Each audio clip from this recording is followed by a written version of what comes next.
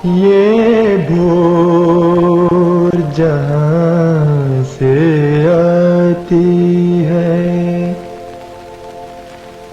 कोई मुझको वहां पहुंचा देता। ये भोर जहां से आती है, कोई मुझको वहां पहुंचा देता। जो दूर छुपा है पहाड़ों में, वो देश मुझे दिखला देता। वो देश मुझे दिखला देता।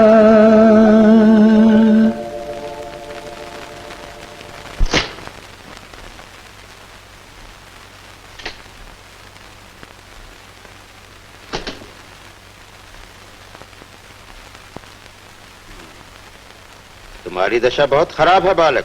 बालक नहीं, मेरा नाम अमर है। रोग में ज्यादा बोलोगे तो पछताओगे, विश्राम करोगे तो अच्छे हो जाओगे। माधु, तुम आओ मेरे साथ।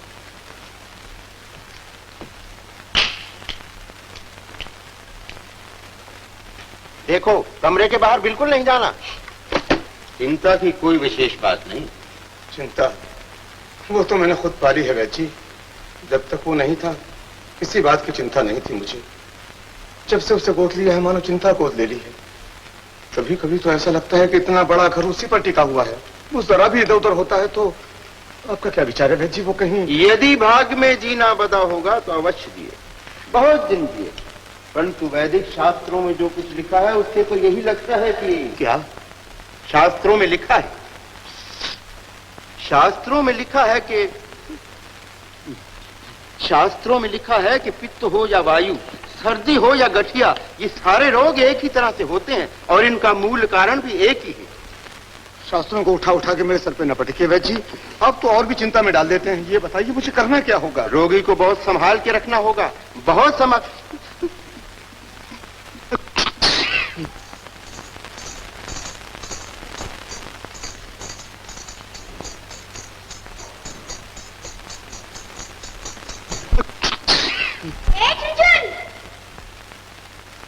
बड़ा आया छुनछुन वाला। तुम्हारी छुनछुन बहुत प्यारी है, जरा ठहरो ना। मैं ठहर कैसे सकती हूँ, देर हो जाएगी। मेरा भी जी नहीं चाहता है ठहरने। तुम्हारे चेहरा सुबह के तारे जैसा फीका है, क्या हो गया है तुम्हें? पता नहीं है, वैद्य जी मुझे बाहर नहीं जाना देता। तो न जाओ, वैद्य जी की बात मानना चाहिए। जिद करोगे तो सब नाराज हो जाएंगे। बाहर ताकते ताकते थक गए। लो, ये खिड़की बंद कर दो। नहीं नहीं, खिड़की खुली रहने दो, बाकी तो सभी दरवाजे बंद है। तुम्हारा नाम क्या है? सुधा। करती क्या हो तुम? फूल चुना करती हो इस टोकरी में। ओह, फूल चुनती हो, इसलिए तुम्हारे पाँव इस तरह थिरकते हैं और घुंघरू चुन चुन चुन करते हैं। मेरा भी बहुत जी चाहता है बाहर निकलूं और सबसे ऊंची डाली जो दिखाई भी न दे, वहाँ पर से फूल तोड़ो तुम्हारे लिए। हाँ, क्या तुम फूलों के बारे में उतना जानते हो जितना मैं जानती हूँ? क्यों नहीं, अगर वैद्य जी जाने दे तो झट घने जंगल में घुस जाऊं, तुम्हें तो रास्ता भी न मिले वहाँ।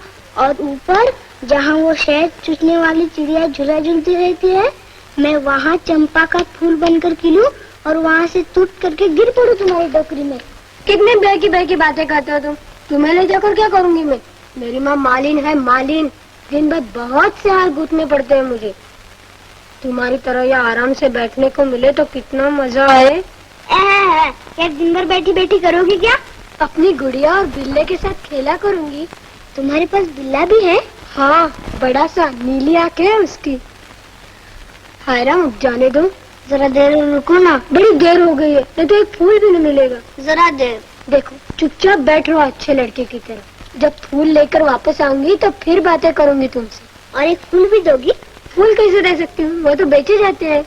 उधार दे देना, जब मैं बड़ा हो जाऊंगा और पहाड़ी के उधर जाऊंगा काम ढूंढने, तब दे दूंगा तुम्हारे पैसे। अच्छा ठीक है। फूल चुन कर आओगी ना? आऊंगी। सचमुच आओगी? सचमुच आऊंगी।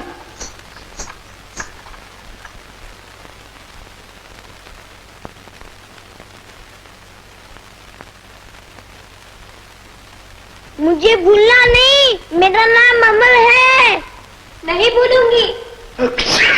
मैं पहले चेतावनी दे चुका हूँ, बालक चाहे रोए या गाए, किसी हालत में बाहर न जाने पाए। आपकी वैदक बच्चे के लिए बहुत कड़ी है वैद्य जी। पता नहीं बेचारा सारा दुख सारा रोग चुपचाप कैसे झेलता रहता है।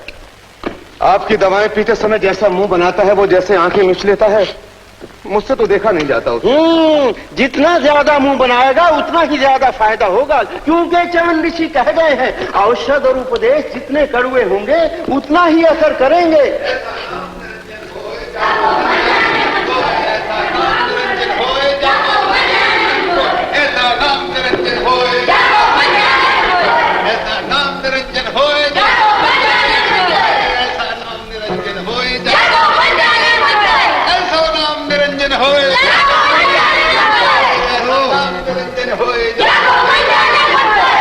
कहां से आ गई ये मुसीबत?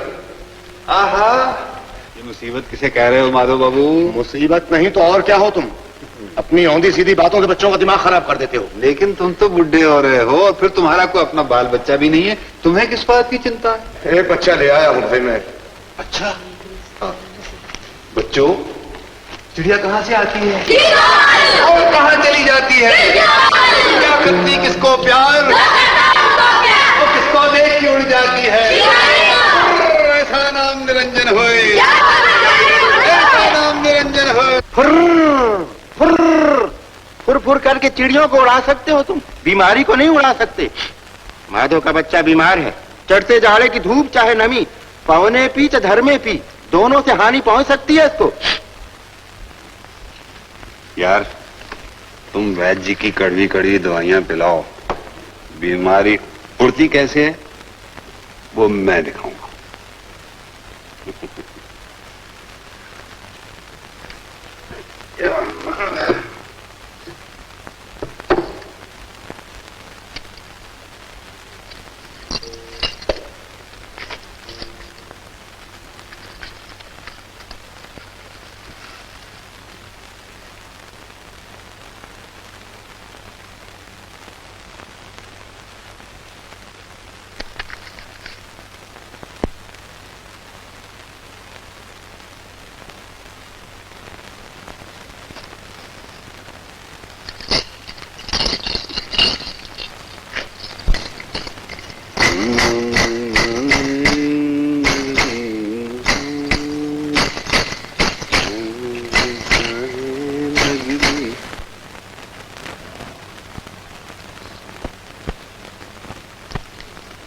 कि मैं वहाँ तक भी नहीं जा सकता जहाँ रामू की चाची हर वक्त बेटी चक्की चलाती रहती है। चाची नहीं बेटे, रामू की माँ। माँ? मेरी माँ कहाँ है काका? ले तू ये पी ले चल।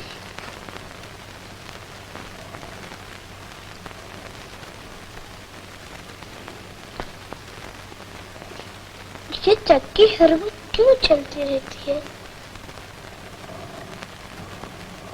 काका, वो देखो गिलहरी ने कैसे मजे से दुम उठाकर अपने नन्हे पंजों से दाल चुनकर कुटर कुटर कुटक रही है। कि मैं वहाँ तक हुआ भाग के? नहीं बेटा नहीं। मैं गिलहरी होता तो कितना अच्छा होता काका।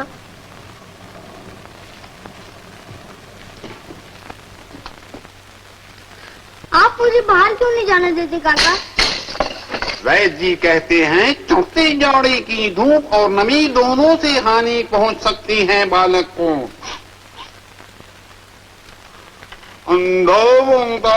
बाबा एक रोटी का सवाल, जीतते रहो बेटा जीतते रहो।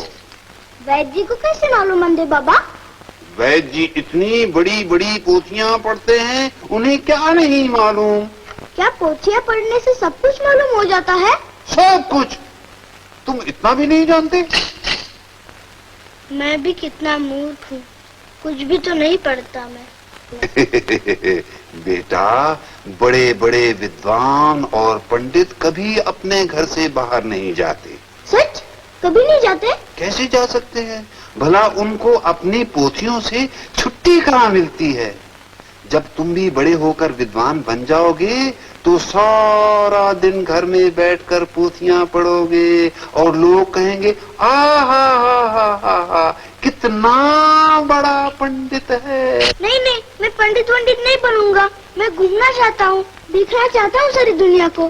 क्या देखना चाहता है तू? इतना बहुत कुछ है ही क्या देखने को? वो पहाड़ी देखूंगा। अरे अंधे बाबा, तुम तो देखते हो। अरे नहीं, मैं तो तेरी आंखों से उसे देखने की कोशिश कर रहा था। अच्छा बेटे, मैं अमल हूँ।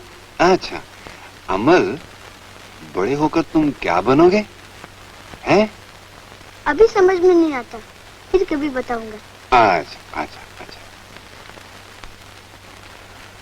हाँ, लो अंधे बाबा से ये ले लो। अच्छा है ना? अच्छा मैं आप चलता हूँ। मौला के प्यारे नगरी में बोलो, अल्लाह के बंदे नगरी में बोलो, अल्लाह। मैं भी अंधा होता तो कितना अच्छा होता। इसी तरह लाठी के सहारे चलता रहता उस पहाड़ी के पार।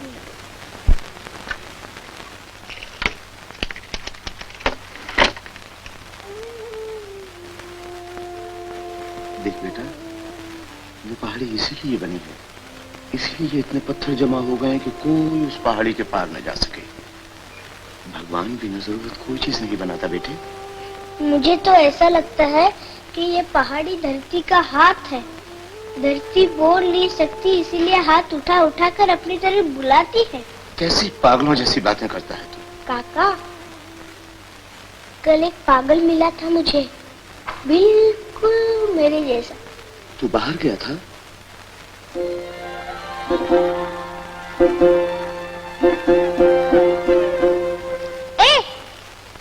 ये पोटली लेकर कहाँ जाओगे? पहाड़ी के उस पार। पहाड़ी के उस पार क्यों जाओगे? काम ढूंढने। क्या काम भी ढूंढना पड़ता है? बहुत बेटे बहुत। कितने आदमी काम की तलाश में मारे मारे फिरते हैं।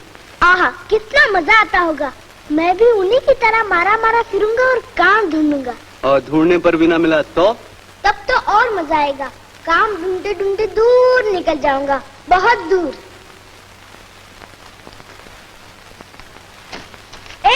मुझे भी साथ ले चलो ना। ले चलो ना। फिक्र मत कर, काम मिलेगा तो तुझे फौरन बुलवा लूंगा। हैं? मेरा भी बहुत जी चाहता है काम ढूंढने जाऊं और रास्ते भर में चने खाते जाऊं। पहले अच्छे तो हो जाओ बेटे। देखो मन, बिस्तर पे से उठ नहीं।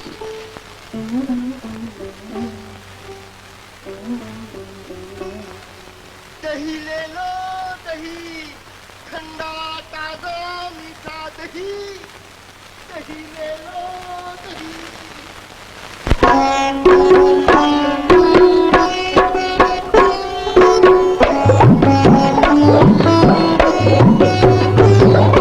ताजा दही ले लो ताजा दही,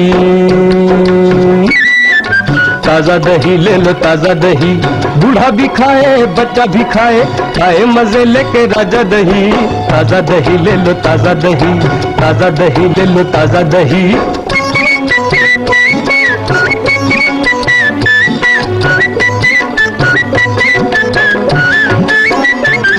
आता हूँ बड़ी दूर से लाता हूँ दही मैं, आता हूँ बड़ी दूर से लाता हूँ दही मैं। जो काम की है बात बताता हूँ वही मैं।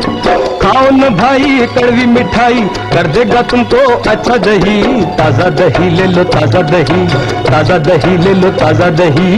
बूढ़ा भी खाए बच्चा भी खाए, खाए मजे लेके राजा दही। ताजा दही ले लो ताजा दही, ताजा दही ले लो ताजा दही। दही वाले, ओ दही वाले। अबे क्यों गला फाड़ फाड़ कर चिल्लाता है? लेना है दही? मैं कैसे लूंगा, पैसे नहीं है मेरे पास। कैसा लड़का है तू, लेना न देना, बुनी के समय खोटी करना। दही वाले, तुम जब दूर से हाथ लगाते हो ना तो ऐसा लगता है मुझे पुकार रहे हो। मेरा बस चले तो फौरन चल पड़ो तुम्हारे साथ। मेरे साथ? हाँ, लेकिन वैद्य जी कहते हैं चढ़ते जाने की दो पौर्णमी दोनों से हानि पहुंच सकती है, इसलिए दिन भर यहाँ अकेला बैठा रहता हूँ। क्या हुआ बेटा तुम्हें? मुझे क्या मालूम, मैं पंडित थोड़ी हूँ। तुम कहाँ से आते हो दही वाले? अपने गांव से बेटा।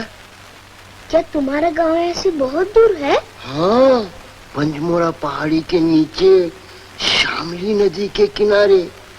पंचमोड़ा पहाड़ी, शामली नदी, पंचमोड़ा पहाड़ी, शामली नदी। क्या उस पहाड़ी के नीचे तक गए हो कभी? गया तो नहीं, शायद देखा है। तुम्हारा गांव लाल सड़क के किनारे नए नए पेड़ों के नीचे बसा है ना? हाँ। और पहाड़ी ढाल पर गाय भैंसे चला करती हैं। बिल्कुल।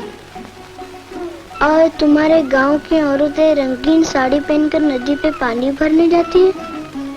बिल्कुल इसी तरह, मगर सब साड़ी नहीं पहनती और सबके पास साड़ी होती भी नहीं। लगता है तुम उधर घूमते घामते गए जरूर हो। कभी नहीं, सच कहता हूँ, कभी नहीं। मानो मेरी बात। लेकिन जिस दिन वैद्य जी ने मुझे बाहर जाने दिया उसी दिन चल पड़ूंगा तुम्हारे साथ। ले चलोगे ना? छी छी छी छी छी, भगवान न करे तुमको दही बेचना पड़े। अरे तुमको तो बड़ी बड़ी किताबें पढ़नी चाहिए, तुमको तो पंडित बनना है, पंडित। मैं पंडित नहीं बनूंगा, मैं तुम्हारे जैसा बनूंगा, बिल्कुल तुम्हारे जैसा। पुराने बरगद के नीचे लाल सड़क वाले गांव से अपना दही लेकर घर घर बेचता फिरूंगा। दही ले लो दही, कैसा हाथ लगाते हो मुझे भी सिखा देना। हाँ हाँ बेटा, वो भी सिखा देंगे। लो दही लोगे?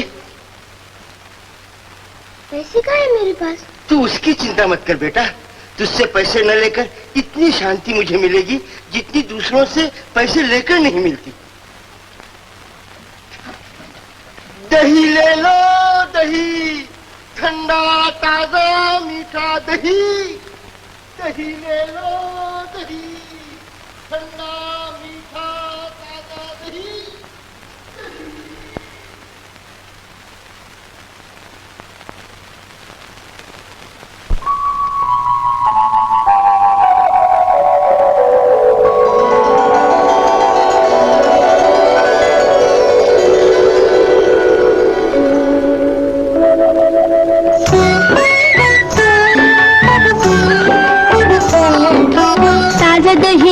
ताजा दही,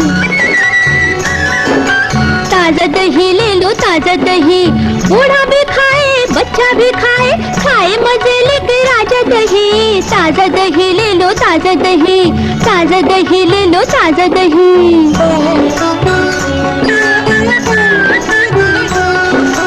बच्चा खाए बड़ा हो जाए, रोगी उठ के खड़ा हो जाए। बच्चा खाए बड़ा हो जाए, रोगी उठ के खड़ा हो जाए। वह दवाई पीछा छोड़े, कर दे हट्टा कट्टा दही। ताजा दही ले लो ताजा दही, ताजा दही ले लो ताजा दही।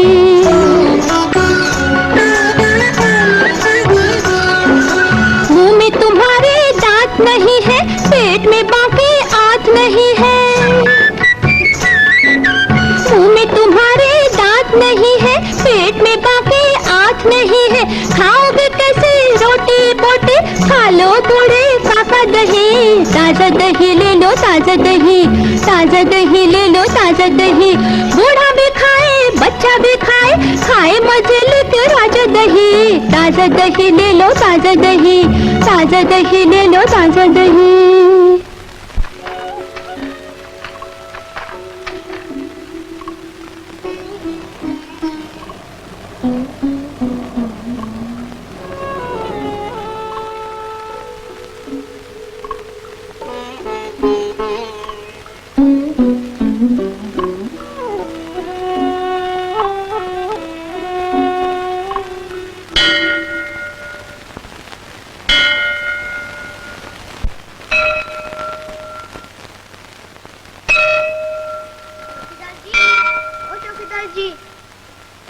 क्यों रे लड़के, मुझसे भी नहीं डरता? क्या डरना चाहिए मुझको? क्यों नहीं, मैं तुम्हें पकड़ के ले गया तो? कहाँ ले जाओगे मुझे पकड़ के? पहाड़ी के उस पार? सीधे राजा के पास। राजा के पास? तब तो अभी ले चलो। लेकिन तुम कैसे ले जाओगे? वैद्य जी तो मुझे बाहर ही नहीं जाने देते। दिन भर यही सड़ा करता हूँ। अच्छा चौकीदार जी, वो नया सा मकान, उसमें बड़ा सा झंडा लहरा रहा है। कोई उसमें जाता है, कोई उसमें आता है। क्या होता रहता है उसमें? वो? अरे वो तो नया डाकघर है। डाकघर? किसका डाकघर? राजा का। क्यों वहाँ राजा के यहाँ से चिट्ठियाँ आती है? हाँ, किसी दिन तुम्हारे नाम भी आएगी चिट्ठी। लेकिन मैं तो अभी छोटा हूँ। छोटे बच्चों को राजा छोटी छोटी चिट्ठियाँ भेजता है। कब आएगी मेरी चिट्ठी? लेकिन तुमको कैसे मालूम कि राजा मुझे चिट्ठी भेजेंगे? नहीं तो राजा ठीक तुम्हारी खिड़की के आगे डाकघर क्यों बनवाता? राजा की चिट्ठी मेरे पास लाएगा कौन? राजा के बहुत सारे डाकिये हैं। शरद, बादल, गुलाब, अनेक डाकिये। वो सीने पर गोल गोल सुनहरे बिल्ले लगाए इधर उधर जाया करते हैं। कहाँ जाते हैं वो? देश भर में, एक एक घर पर। मैं भी बड़ा होकर राजा का डाकिया बनूंगा। डाकिया? डाकिया बनना खेल नहीं है। धूप हो चाहे बारिश, सर्दी हो या गर्मी, घर घर चिट्ठी पहुंचाना पड़ेगी। तभी तो ये काम अच्छा लगा है मुझे। तुम मुस्कुराते क्यों हो? तुम्हारा काम भी बहुत अच्छा है। वो मुखिया जी आ रहे हैं। काम छोड़ के तुम्हारे साथ गप लगाते हुए देख लेंगे तो शामत आ जाएगी।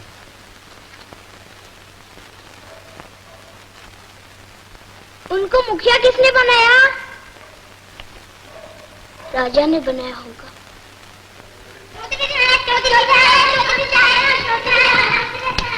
मुखिया जी! लड़के, क्यों चिख रहा है? राम राम मुखिया जी। अरे राम राम, क्यों चिल्ला रहा है? आप गांव के मुखिया हैं? हाँ। सब आपकी इज्जत करते हैं ना? किसकी मजाल है जो इज्जत न करे? कि राजा के डाकिया भी आपका हुक्म मानते हैं? हाँ, सबको मानना पड़ता है। हुक्का। तो आप डाकिया से कह दीजिएगा, वो लड़का खिड़की पर खड़ा रहता है ना, वही अमल है। मैं कह दूं? मैं क्यों कह दूं? शायद मेरी कोई चिट्ठी आए। तुझे? तुझे कौन चिट्ठी लिखेगा? राजा। राजा? हुक्का, राजा जरूर लिखेगा तुझे चिट्ठी। तुम्हारा लंगोटिया यार जो है, लगता है बहुत दिनों से मुलाकात नहीं हुई तुम्हारी। राजा बहुत बेकरार होगा तुम्हारे लिए।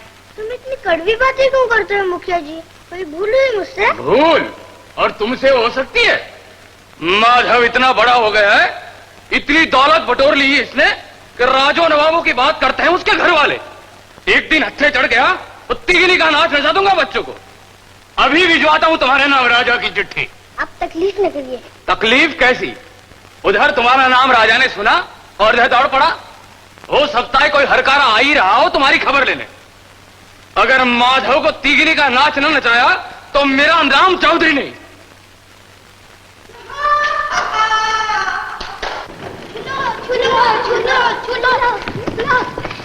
भागो!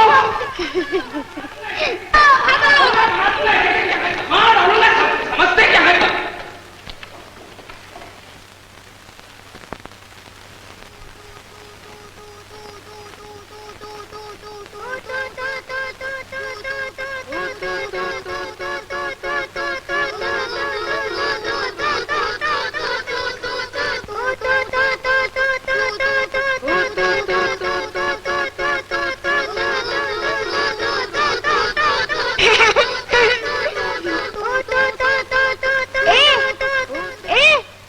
मेरे साथ भी खेलो ना।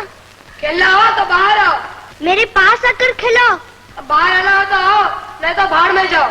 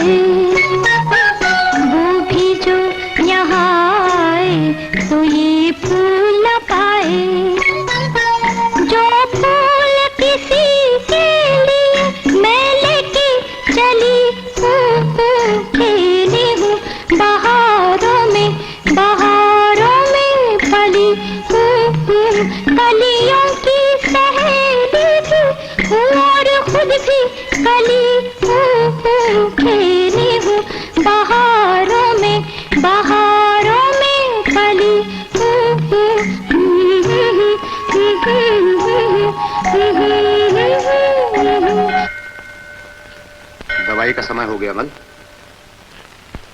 देखो बेटे, जिद नहीं किया करते। लो चलो।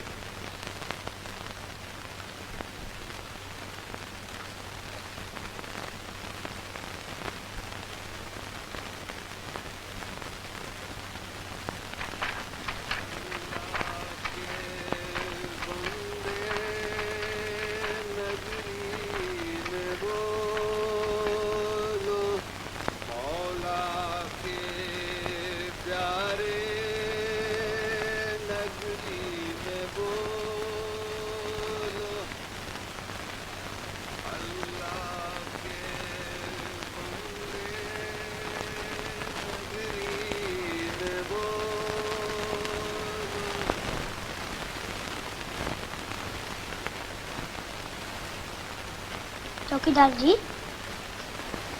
क्या घंटा नहीं बजाओगे? अभी समय नहीं हुआ बेटा।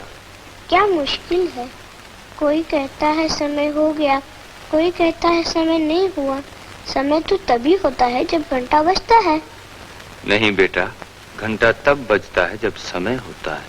तुम्हारे घंटे की आवाज मुझे बहुत अच्छी लगती है। टन टन। घंटा क्यों बजाते हो तुम?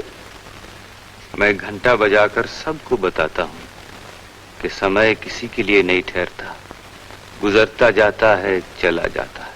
चला जाता है? कहाँ चला जाता है? यही तो कोई नहीं जानता। मेरा भी बहुत जी चाहता है समय के साथ उड़कर वहाँ पहुँच जाऊँ जहाँ का हाल कोई नहीं जानता। वहाँ तो एक दिन सभी को जाना है बेटा। क्या मुझे भी? हाँ, तुम्हें भी। लेकिन वैद्य जी तो मुझे बाहर ही नहीं जाने देते। वैद्य जी से बड़ा एक वैद्य आता है जो सबको मुक्त करा देता है। बड़े वैद्य जी कब आएंगे? कब मुक्त कराएंगे मुझे? समय हो गया बेटा, मैं जाता हूँ।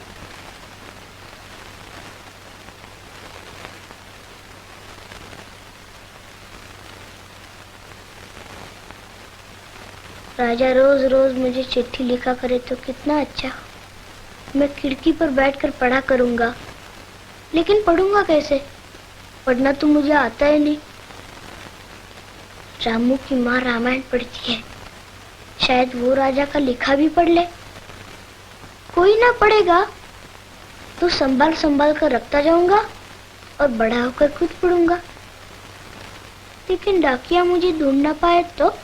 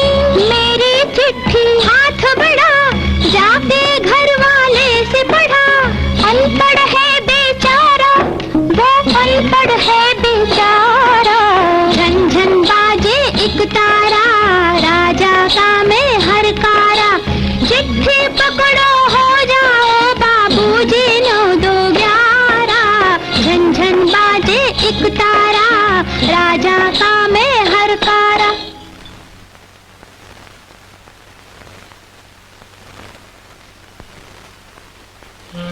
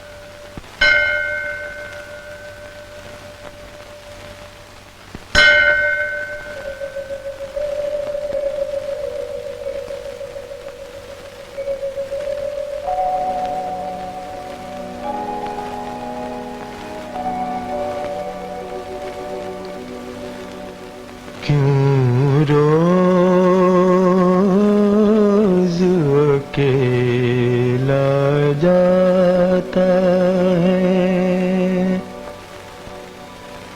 ऐ सूरज ले चल साथ मुझे क्यों रोज अकेला जाता है ले चलता साथ तो राजा से इनाम तुझे दिलवा देता इनाम तुझे दिलवा देता क्यों रोज अकेला जाता है ऐ सूरज ले चल साथ मुझे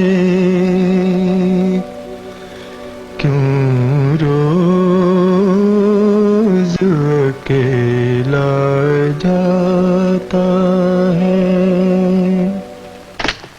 आज तुम्हारी दशा कैसी है बालक?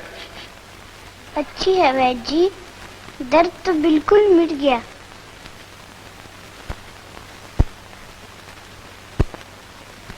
बालक की ये मुस्कान और पीड़ा का गायब हो जाना दोनों बातें बहुत खतरनाक है, क्योंकि चक्रदान ने लिखा है। भगवान के लिए इस वक्त तो चक्रदान को छोड़िए वैद्य जी। लगता है अब ज्यादा नहीं चलेगा।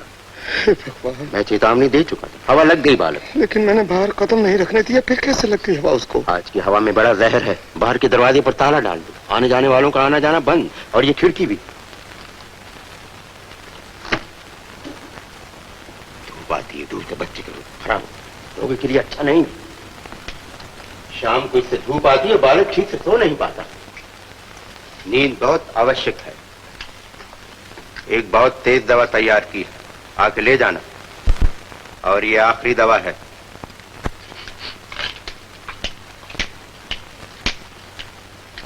हे भगवान,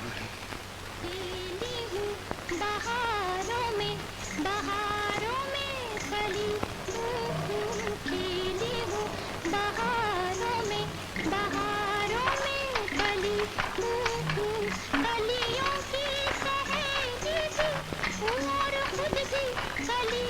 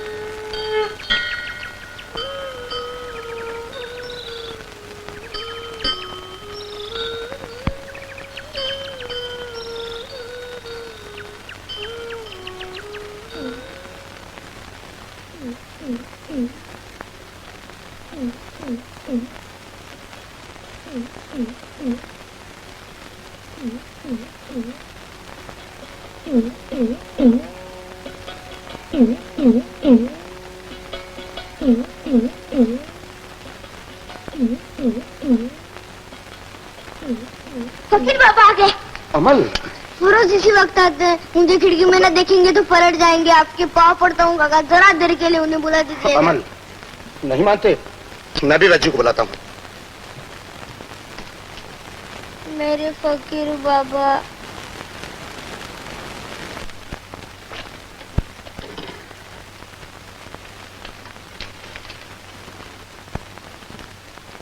तुम आज फिर फकीर हूं मैं। भगवान ही जानता है कि क्या नहीं हो तुम।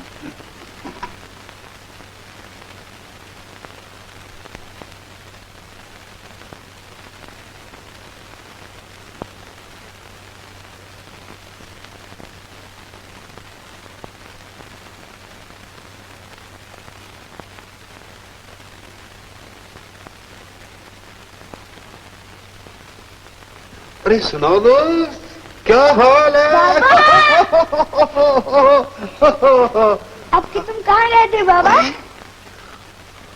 हाँ, चिड़ियों के टापू। और कहाँ, सीधा वहीं से तुम्हारे पास आ रहा हूँ। चिड़ियों का टापू? दीदे क्यों फाड़ते हो? जहाँ जी चाहता है चल पड़ता हूँ। सफर में कुछ खर्च थोड़े होता मेरा। बाबा कितना मजा आता होगा तुम्हें। देखो बाबा, तुमने मुझे वादा किया है जैसे मैं अच्छा हो जाऊंगा उसी दिन ले चलोगे अपने साथ। जरूर बेटा जरूर। मैं तुझे सफर के ऐसे ऐसे गुर बताऊंगा कि पहाड़, जंगल, समुंदर कोई भी तेरा रास्ता नहीं रोक सकेगा। क्यों अपनी औंधी सीधी बातों से बच्चे का दिमाग खराब करते हो तुम? यार अमल, पहाड़ और जंगल से तो मैं जरा नहीं घबराता, लेकिन जब तुम्हारे काका और वैद्य से पाला पड़ जाता है ना तो मेरा बना बनाया खेल बिगड़ जाता है। नहीं, काका वैद्य जी से कुछ नहीं बताएंगे। नहीं बताएंगे ना काका? मैं इसी तरह चुपचाप पड़ा रहूंगा, सबकी बातें मानूंगा। लेकिन दिन जिस दिन अच्छा हुआ उसी दिन चल पड़ूंगा तुम्हारे साथ। ये जाने जाने की क्या रट लगा रखी है बेटा? इन बातों से बड़ा जी घबराता है। मैं भी दवाई लेके आता हूँ।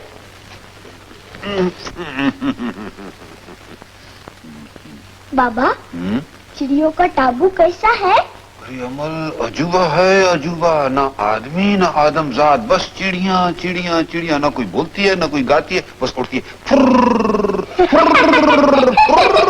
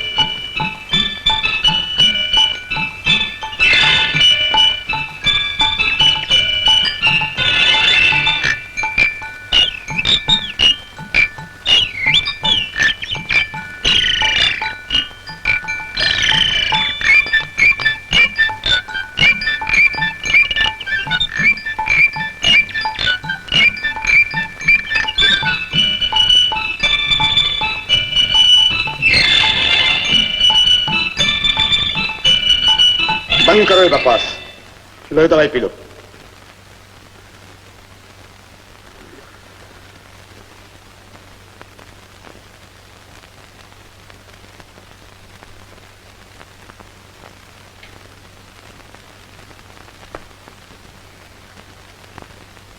मैं चिड़िया होता तो कितना अच्छा होता बाबा। चिड़िया होता तो चिड़िया कैसे बन सकता है? तूने तो दही वाले से कहा हुआ है कि तू बड़ा होकर दही बेचेगा, और चिड़ियों के में ये लेन देन नहीं चलेगा भाई। हाँ काका, वो दही वाला आया था? क्यों ना आता बेटा? वो कोई तुम्हारे बाबा की तरह चिड़ियों के टापू में मारा मारा थोड़े फिरता है। एक हांडी दही दे गया है तेरे लिए। कहता था शहनाई वालों को ढूंढने जा रहा हूँ, तेरी भतीजी की सगाई है। हाँ, वो तो अपनी भतीजी की सगाई मुझसे करने वाला था। अब फंसे मुश्किल में। कहता था मेरी भतीजी तुम्हारी नन्ही सी दुल्हन बनेगी। रोज शाम को जब सूरज बहुत दूर चला जाता है वो अपना छोटा सा घूंघट उठाकर बाल से भरेगी।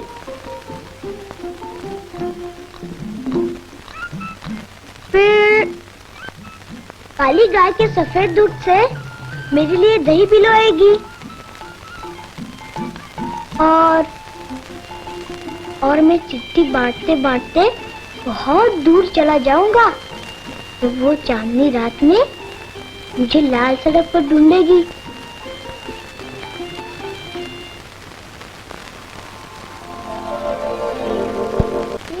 मेरे पास बैठकर चंपा और उसकी 6 भाइयों की कहानी सुनाएगी। ये सब सुनकर तो मुझ जैसे बुढ़े को भी लालच आ गया। बेटा, मैं दही लेके आता हूँ तेरे लिए।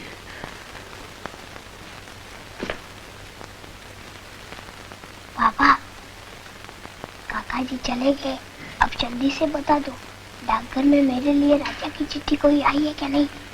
मेरे ख्याल में चिट्ठी चल चुकी है, अब कहीं रास्ते में होगी। रास्ते में? किस रास्ते में? पहाड़ी की उस तरफ? नहीं तो तुम्हें तो सब मालूम है। बहुत दिन पहले उस रास्ते से मैं गुजर चुका हूँ। बाबा, वो देखो, राजा का डाकिया।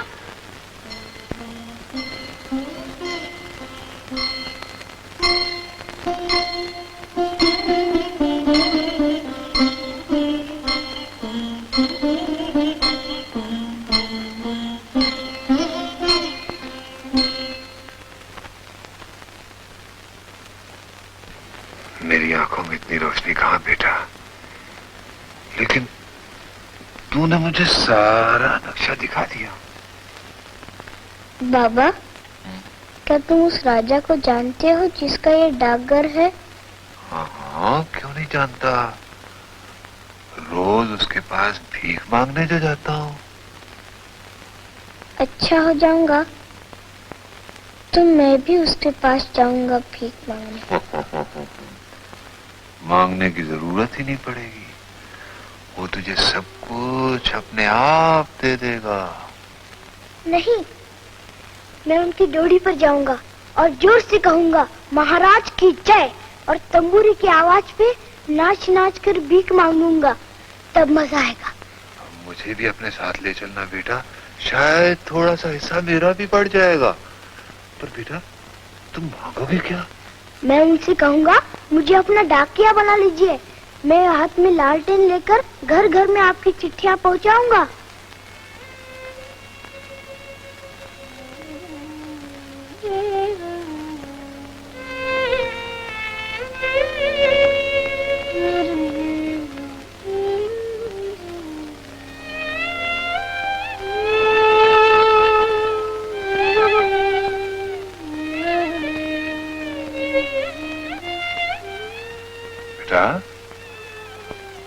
तुम्हें बिस्तर में दिन भर लेटना पड़ता है, तो इसमें तकलीफ की क्या बात है?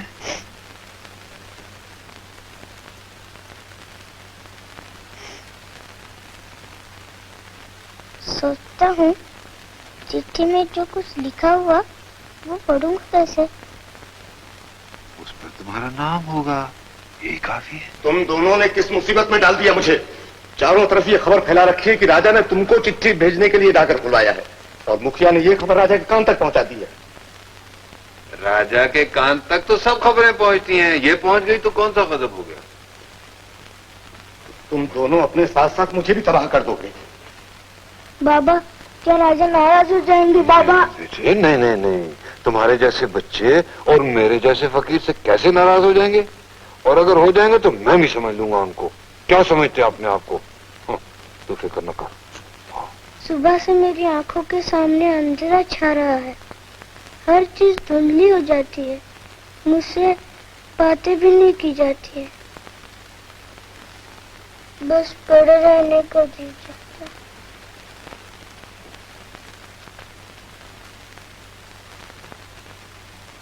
क्या राजा की चिट्ठी नहीं आएगी बाबा? आएगी बेटा, आज जरूर आएगी। कहो राजा के दोस्त, तुम्हारे नाम राजा की चिट्ठी आ गई? सच? ये बात झूठ क्यों होने लगी? राजा तुम्हारा दोस्त है और अपने दोस्त को सभी लिखते हैं चिट्ठी। ये रही राजा की चिट्ठी। बाबा, क्या ये ठीक है? हाँ बेटा, मैं फकीर होकर झूठ नहीं बोल सकता। ये सचमुच उसी की है। फिर मुझे दिखाई क्यों नहीं देता कुछ? ये तो कोरा कागज मालूम होता है। क्या लिखा है इस चिट्ठी में मुखिया जी? राजा ने लिखा है, मैं जल्दी तुमसे मिलने आ रहा हूं। मेरे लिए भुने हुए चावल तैयार रखना। महल का खाना अच्छा नहीं लगता। मैं आपके हाथ जोड़ता हूँ चौधरी जी, बस खत्म कर दीजिए ये मजाक। मजाक कैसा? इसमें हिम्मत है मजाक करने की? क्या अमल की तरह तुम भी अपनी अकल खो बैठे हो? जो भी हो, ये चिट्ठी राजा की है और उसमें साफ साफ लिखा है कि मैं अमल को मिलने आ रहा हूँ और अपने साथ अपने राजवैद को भी ला रहा हूँ।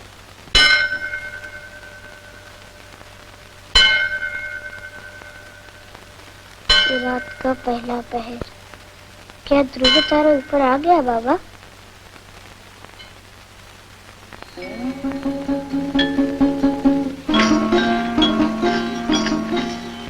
हमारे महाराज की सवारी आज रात को आ रही है।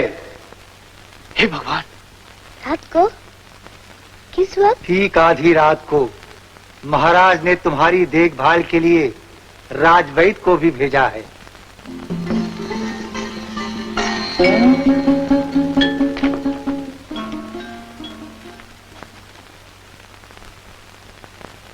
ये क्या? यहाँ इतनी घुटन है? दरवाजे खिड़कियां सब खोल दो।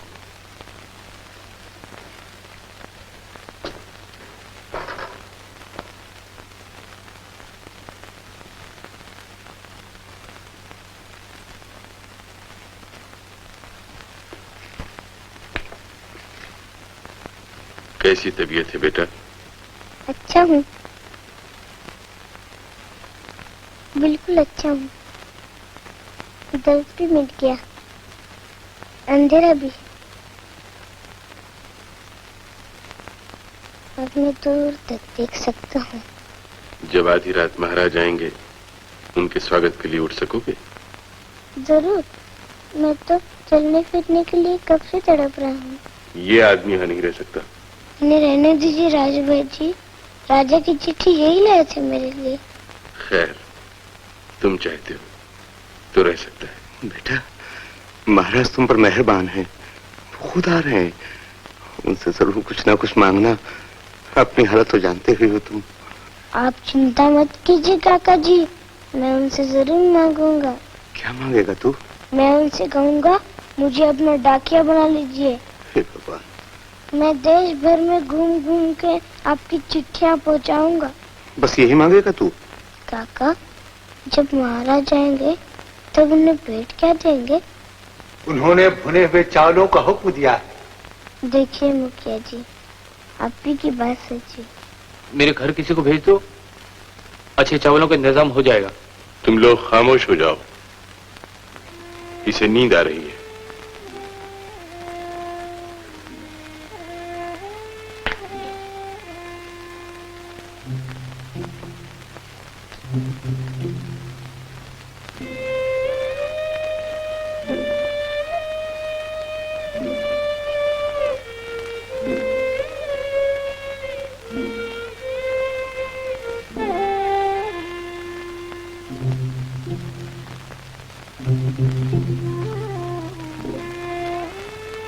अंधेरा क्यों किया गया है? ये सब क्या हो रहा है? खामोश, अनजान आदमी। अमल, अमल, अमल सो गया है। मैं उसके लिए फूल लाई हूँ, उसके सिरहाने रख दूं? रख दो।